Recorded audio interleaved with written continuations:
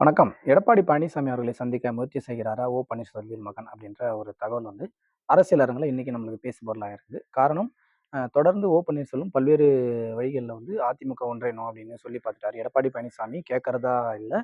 அதே மாதிரி பன்னீர்செல்வம் அவர்களுக்கு கீழ இருந்த முக்கியமான நிர்வாகிகள்ல பல பேர் வந்து விலகிட்டாங்க. இப்போ பன்னீர்செல்வம் வந்து தனியா தான் இருக்கிறாரு.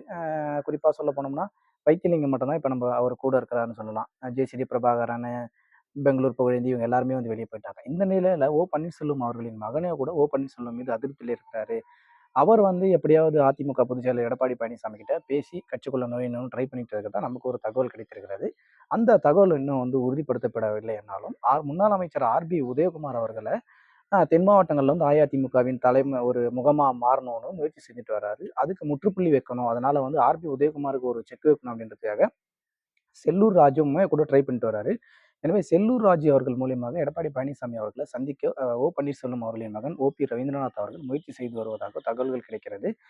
மேலும் பன்னீர்செல்வம் அவர்களும் கூட அஇஅதிமுக வந்து ஒருங்கிணைந்து செயல்பட்டா தான் வெற்றி கிடைக்கும் அப்படின்னு சொல்றாரு. அதாவது அவர் என்ன சொல்றாருன்னா, முழுமையா வந்து அவரால வந்து தனியா ஒரு கட்சிய வந்து ரன் பண்ணவும் முடியாது. அதிமுக தொண்டர்கள் இல்லாம அவரால இருக்கவும் முடியாது. ஏன்னா அதிமுகவுல மீண்டும் அவர் ஐக்கியமாவது தான் அவருடைய ஒரு வழியா இருக்குது.